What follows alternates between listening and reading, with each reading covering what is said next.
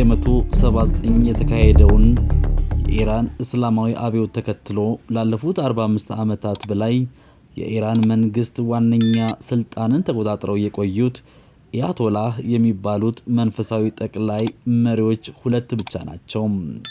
አብዮቱን ተከትሎ ወደ መሪነት የመጡት አያቶላህ ሩሃኒ ሆሜኒ በስልጣን መንበሩ ላይ የቆዩት ለ10 ዓመታት ሲሆን የእሳቸውን ሞት ተከትሎ ከ35 ዓመታት በላይ የኢራን ጠቅላይ መሪ ሆነው በፈታኝ ሁኔታ ውስጥ የቆዩት አያቶላህ አሊ ኻሜኒ መገደላቸው ተነግሯል። ሰላም ጤና ይስጥልኝ ክብራትና ክብራን የቲቲቪ ኢትዮጵያ ወዳጆቻችን እንደምን አላችሁ? የዛሬው ርዕሰ ጉዳያችን ከሰሞኑ መነጋገሪያ የሆነው የኢራን የአሜሪካ እንደዚሁ ደግሞ ሳውዲ አረቢያ ዱባይ ድረስ እየተኮሰ ያለው የሚሳኤል ንዝረት በጣም ብዙ ሰዎችን እያፈናቀለና ብዙ ሰዎችን እየገደለ ይገኛል። እኚህ አያቶላህ አሊ ኻሜኒ ከሰሞኑ ተገድለዋል። በዚህ ጉዳይ ላይ ያገኘናቸውን መረጃዎች ወደ እናንተ ልናካፍላችሁ ወደናል። ቪዲዮውን እስከ መጨረሻው በመከታተል ሐሳብ አስተያየቶቻችሁን በኮሜንት ሴክሽናችን ላይ ጻፉልን።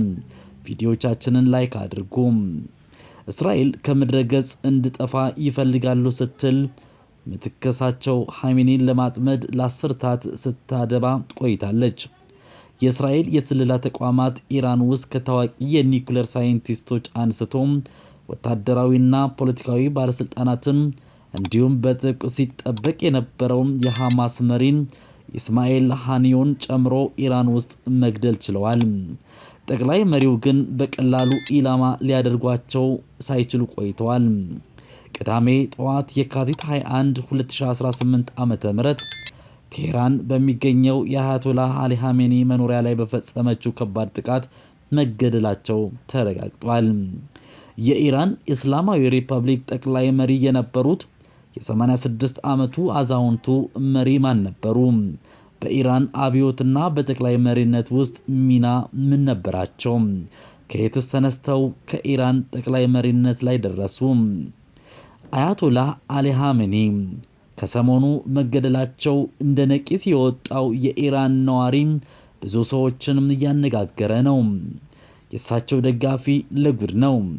አያቶላህ አሊ ኻሜኒ ብቻ ሳይሆን ሚስታቸውም ከዚህ ዓለም በሞትም መለየታቸውን ከሰሞኑ ያገኘነው መረጃ ያስረዳል።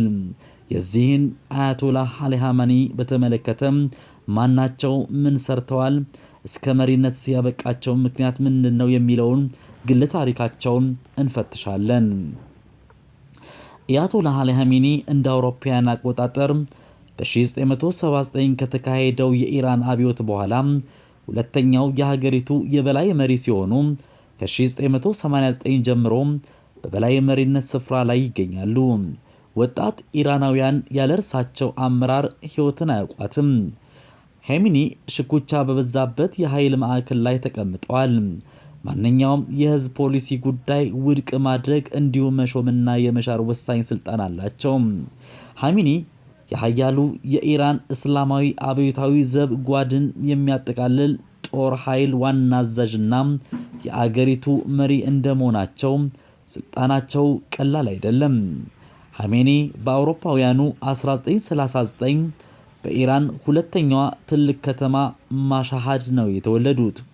በሃይማኖተኛ ቤተሰብ ውስጥ ከተወለዱት 8 ልጆች መካከል ሁለተኛ ልጅ የሆኑት የኻሜኒ አባት በኢራን ዋነኛው የእስላምና ቅርንጫፍ የሆነው የሺዓ እስልምና በመካከለኛ ደረጃ የነበሩ የሃይማኖት መምህር ነበሩ። የህፃኑ ኻሜኒ አብዛኛው የትምህርት ጊዜም ቁርአንን በማጥፋት የተሸፈነ ነበረ። በ11 ዓመታቸው የሃይማኖት መምህር ለመሆን በቅተዋል። ነገር ግን በጊዜው እንደነበሩት ብዙዎቹ የሃይማኖት መሪዎች ሁሉ ስራው ከመንፈሳዊ ባልተናነሰ መልኩ ፖለቲካዊም ነበር። አንደበተ ርቱዕ የነበሩት ኻሜኒ በኢራን እስላማዊ አብዮት ከስልጣን የተወገዱት የኢራን ንጉስ ሻህ ተቺዎችንም ተቀላቀሉ። ለዓመታት በህቡ ወይም በእስር ቤትም አሳልፈዋል። ከ6 ጊዜ በላይ በኢራን ንጉሳዊ የሚስጥር ፖሊስ ተይዘው ለስቅየትና አካባቢያቸውን ትተው እንዲሰደዱ ተደርገዋል። በአውሮፓውያኑ 1979 የኢራን እስላማዊ አብዮት ከተካሄደ ከአንድ ዓመት በኋላ አያቶላህ ሩሃላህ ሐሚኒ የዋና ከተማይቱ ቴሄራን የጁምዓ ሶላት መሪ አድርገው ሾሟቸው። በ1989 አንድ አውሮፓውያን አቆጣጠር ደግሞ ሐሚኒ በ86 ዓመታቸው ከዚህ ዓለም በሞት የተለዩት አያቶላ ሆሜኒ ምትክ ሆነው በሃይማኖት መሪዎች ከመመረጣቸው በፊት በ1981 ፕሬዝዳንት ሆነው ተመረጡ። ሐሜኒ ከባለቤታቸው ማንሱሪ ሆጃስቴህ ባቄርዛዴህ 4 ወንዶችና 2 ሴት ልጆች በጥቅሉ 6 ልጆች አሏቸው። የሐሜኒ ቤተሰብ በአደባባይም ሆነ በመገናኛ ብዙሃን እምብዛም አይታይም። ስለዚህም ስለ ልጃቸው የግል ሕይወት ያለው የተረጋገጠና ይፋዊ መረጃ ውስን ነው። ከአራቱ ልጆች መካከል ሁለተኛው ሞጅታባ በይበልጥ የሚታወቀው በአባቱ ዙሪያ ባሉ ባለስልጣናት ላይ ባለው ጉልህ ተጽዕኖና ሚና ምክንያት ነው። ሞጅታባ የሁለተኛ ደረጃ ትምህርቱን የተከታተለው በተለምዶ የእስላማዊ ሪፐብሊክ ከፍተኛ ባለስልጣናት ልጆች በሚማሩበትና በቴሄራን በሚገኘው በኦላቪ ሁለተኛ ደረጃ ትምህርት ቤት ነው። የሃይማኖት መምህር ባልሆነበትና ቆሞ ውስጥ በሚገኘው መንፈሳዊ ትምህርት ቤት የሃይማኖት ትምህርት ለመጀመር ባቀደበት ወቅት ጎላም አሊ ሐዳድ አደል የተባለ ታዋቂ የወግ አጥባቂ ግለሰብ ሴት ልጅ ትዳር መስርቷል። ከዚያም በ30 ዓመቱ መደበኛ የሃይማኖት ጥናቶችን በኢራን ውስጥ በጣም ታዋቂ በሆነው በቆም የሺአ እስልምና መንፈሳዊ ትምህርት ቤትም ጀምሯል። ምንም እንኳን በመገናኛ ብዙሃን ዘንድ ብዙም ትኩረትን ባያገኝም በአውሮፓውያኑ አቆጣጠር 2000ዎቹ አጋማሽ ላይ ሞጅታባ በፖለቲካው መስክ ያለው ተጽዕኖ የበለጠ ግልጽ ሆኗል። ሞጅታባ በ2004 ከተካሄደው አጨቃጫቂ ፕሬዝዳንታዊ ምርጫ ትኩረትን አግኝቶ ነበር። ለዚህም ምክንያት ታዋቂው ፕሬዝዳንታዊ እጩ መህዲ ካሩቢ ለአያቶላ ሐሜኒ በጻፉት ደብዳቤ መሐሙድ አህመድ ናጀድን ለመደገፍ ከመጋረጃው ጀርባ ጣልቃ ገብቷል በሚል ክስ ስለቀረበበት ነው። ከአውሮፓውያኑ 2010 ጀምሮ በእስላማዊ ሪፐብሊክ ውስጥ ካሉት በጣም ሀያላን ግለሰቦች መካከል አንዱ ተደርጎ ይቆጠር ነበር። ዘገባዎች እንደሚያመለክቱት የሐሜኒ ተተኪ ለመሆን ተመራጭ መሆኑ ሲነገርም ቆይቷል። አንዳንድ ኦፊሳላዊ ምንጮች ግን እነዚህን መላምቶች ውድቅ አድርጓል።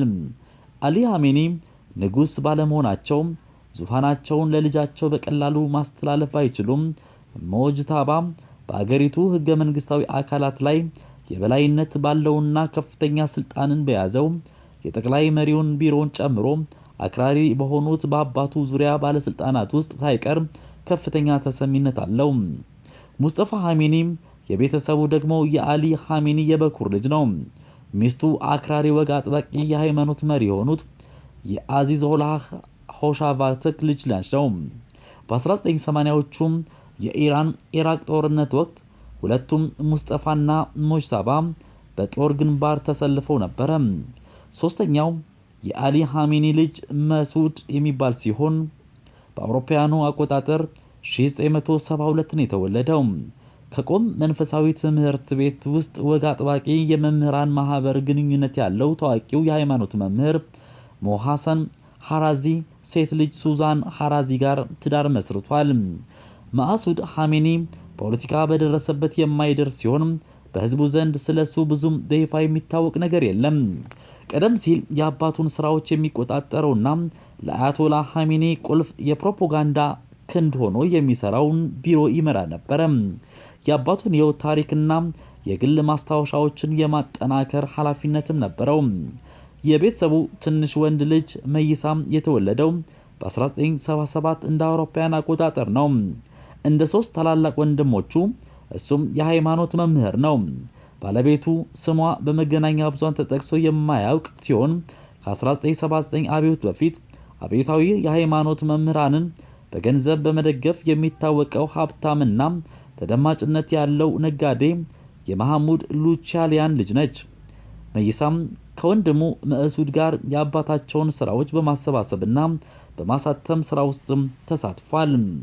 ክብራትና ክብራን የቲቲቪ ኢትዮጵያ ቲቲቪ ተረክ ወዳጆቻችን እኚህ ባለ ታሪክ የሆኑ ሰው እጅግ በሚያስገርም ሁኔታ እነሆ በዚህ ሳምንት በሚያሳዝን ሁኔታ የኢራንን መሪነታቸውን አጠናክረው እጅግ በጣም የኢራውያን ህዝቦች የሚወዷቸው እኚህ ታላቅ መሪ በህይወት አጥተናቸዋል።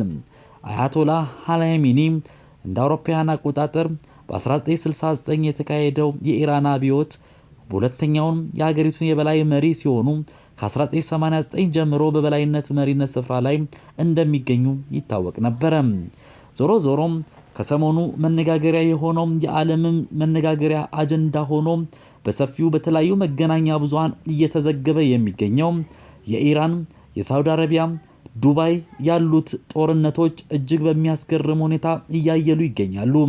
ሚሳኤልም ተተኩሷል። የኢራንም አያቶላህ ኻሜኒ ህይወትም አሳጥቷል። በርካታ ሰዎችም ከዚህ ዓለም በሞት ተለይተዋል። እንደ መረጃው የሚለው ከሆነም እስካጠናከርንበት ድረስ 52 ሰዎች እስካሁን ድረስ ህይወታቸውን እንዳጡ መረጃዎች እያሳዩ ይገኛሉ። እኛም በዚህ አባት ላይ ያተኮረው ዝግጅታችን እዚህ ላይ ያበቃል። ስለተከታተላችሁን ከልብ አድርገን እያመሰገንን በሌላ ጊዜ ቲቲቪ ተረክ ሌላም ታሪክ ይዞላችሁ እንደሚያቀርብ እያስታወሰም ለዛሬ ያዘጋጀው ዝግጅት እዚህ ላይ ያበቃል። ሁሌም ቪዲዮዎቻችንን ላይክ አድርጉ፣ ሼር አድርጉ። ሰብስክራይብ ያላደረጋችሁ ቤተሰቦቻችን ደግሞ ደውሏን በመጫን ሰብስክራይብ በማድረግ በየዕለቱ ሐሙስ የምናቀርበው ቲቲቪ ተረክ ወደ እናንተ የሚደርሳችሁ መሆኑን በዚህ አጋጣሚ ልንገልጽላችሁ እንወዳለን። በያላችሁበት መልካም ጊዜ